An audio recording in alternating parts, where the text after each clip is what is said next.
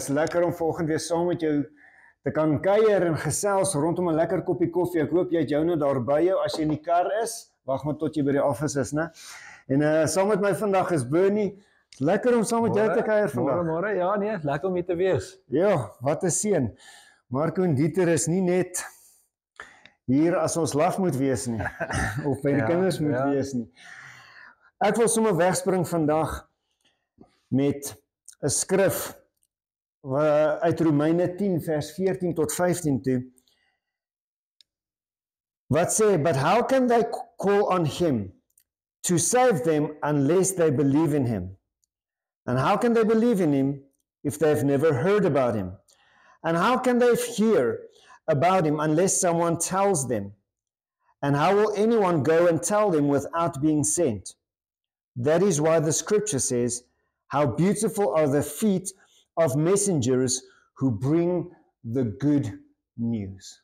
Hoe amazing is daardie skrif nie? Ja, hy's baie powerful. Ja, en daar's soveel wat ons uit daardie skrif kan uithaal.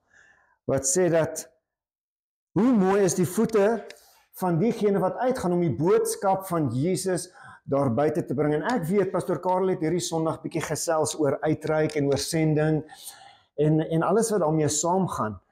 En hierdie naweek was ook 'n fenominale naweek gewees vir Impact Gemeente waar ons oral betrokke was. Vertel ons bietjie meer wat hierdie naweek als plaasvind. So ons het 'n konferensie by Jericho Gemeente gehad in Kreersdorp. Yes.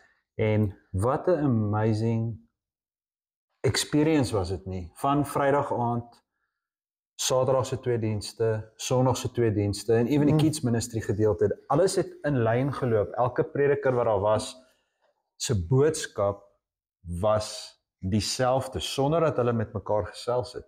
Die Here was regtig teenwoordig. Die Heilige Gees was teenwoordig. En die tema van restoration, maar soos wat Pastor Karel ook Vrydag aand, restoration when it looks the most impossible. Jo.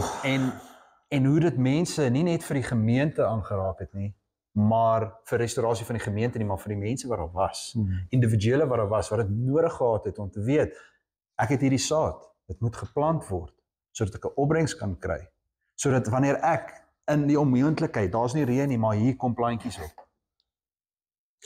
En is dit nie die boodskap van Jesus van die begin af nie? Net ons is gemaak in die beeld van God, ons het in die tuin saam met God gestap en gesondig en Yes. uit die tuin uit geskop. En is dit nie die boodskap van Jesus nie? Dat hy gekom het vir restoration, dat hy gekom het om mense terug te bring by die Vader. Is dit nie die boodskap wat ons veronderstel is om uit te stap en actually te gaan verkondig nie? Korrek, maar ek weet dit, jy weet dit. Maar as niemand vir die mense daar buite van dit gaan vertel nie, hoe gaan hulle daarvan weet? En dis presies wat hierdie boodskap vir ons sê vanoggend. Ons is geroep vir iets groters. Ons het een job gekry en dit is gaan uit en gaan maak disippels. Maak disippels, dis reg. Hoeveel van ons is besig om dit te doen? Ja, en ons hoef nie spesiaal te wees om dit te kan doen nie. Nou, wat die woord hier so ook gesê het is, how will anyone go and tell them without being sent? Dit laat my dink aan hierdie storie wat ek van gehoor het van hierdie ryk besigheidsman in Amerika, en ek gaan nou nie die regte lande se name gebruik nie, maar hy het 'n besigheid gehad, hy het aandele gehad, die man was wel afgewees, maar hy het ook die Here gesoek. En in sy stilte tyd is hy besig om eendag te bid en 'n land se naam kom by sy kop op. Kom ons sê sommer Egipte, for the lack of a better country, né? En hy hoor net Egipte.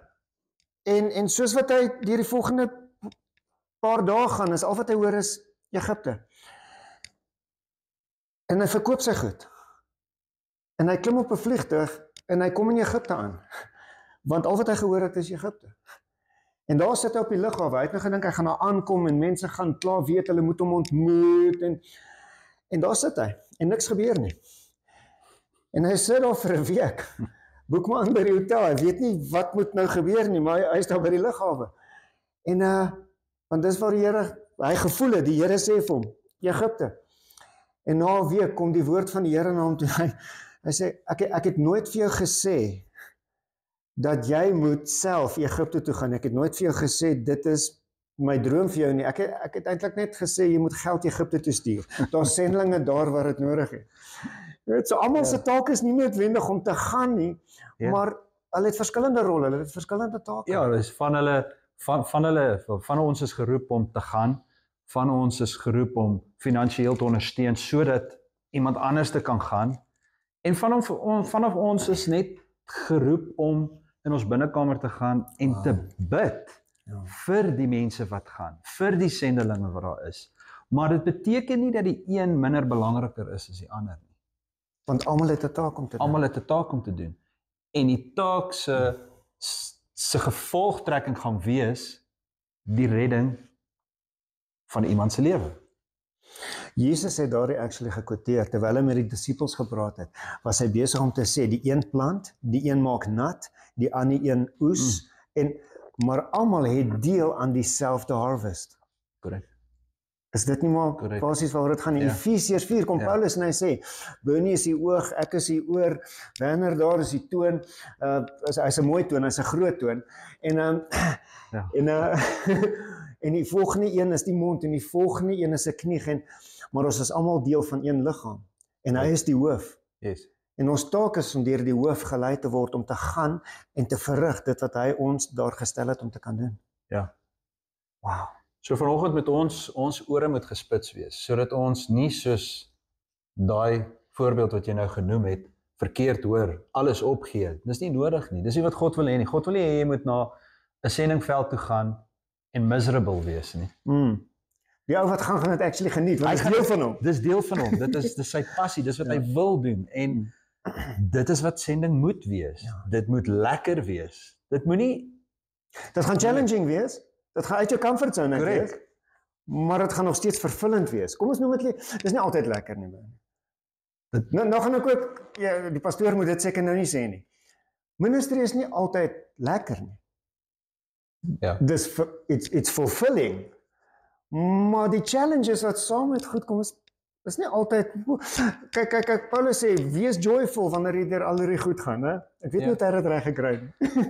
Wel, ek kan 'n voorbeeld, en ek dink hy sal omgee neem. Pastoor Leon in Botswana, dis ook nie elke dag wat dit maanskyn en rose is vir hulle nie. Ja. Maar hy's verseker dat die Here vir hom gaan voorsien, maak nie saak in die goeie of die slegte tyd. Maar nog steeds het hy 'n glimlag op sy gesig en nog steeds is die job, gaan uit en gaan maak disippels. Ek het 'n voorbeeld by hom gekry waar hy het al sy klere uit sy kas uitgegooi en hy het homself toegesluit in die kas totdat die Here vir hom 'n antwoord gee. Dit was seker 'n groot kas, want hy's 'n groot man. Hy's 'n groot man, was 'n groot kas. Maar op die einde van die dag het die Here vir hom sy antwoord gegee. En dis waar wat jy sê, dis nie altyd lekker nie. Maar die reward wat ons gaan kry wanneer jy in die hemel kom, van hoeveel siele het jy al gered? Vra jouself vanoggend daai vraag, hoeveel siele het ek al gewen vir die koninkryk van Christus? En ek dink jy gaan teleurgesteld wees as jy begin tel hoeveel mense daar is. Hoeveel mense het ons beïnvloed? Hoeveel mense het jy beïnvloed? Ek wil net terugkom by die vorige punt, Bernie, waar jy kan alles hê in hierdie wêreld en alles kan vir jou lekker wees en jy kan nog steeds nie vervuld wees nie. Ja. Jy kan nog steeds nie besig wees om dit waarvoor jy op die aarde neergesit is en die koninkryk van God besig wees om dit te soek en uit te leef nie. Daardie is egter ongelukkig ook waar, en ek dink 'n groot hoeveelheid mense sit by daardie plek vas, wat ons sien die blessings van die Here op ons lewens en ons dink dis waaroor dit gaan.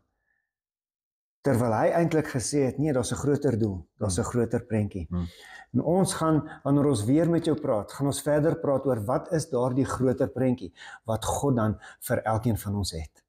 Ons sien jou weer. Dankie, lekker om weer te wees vanoggend. Daar's hy. Awesome. Goed gaan.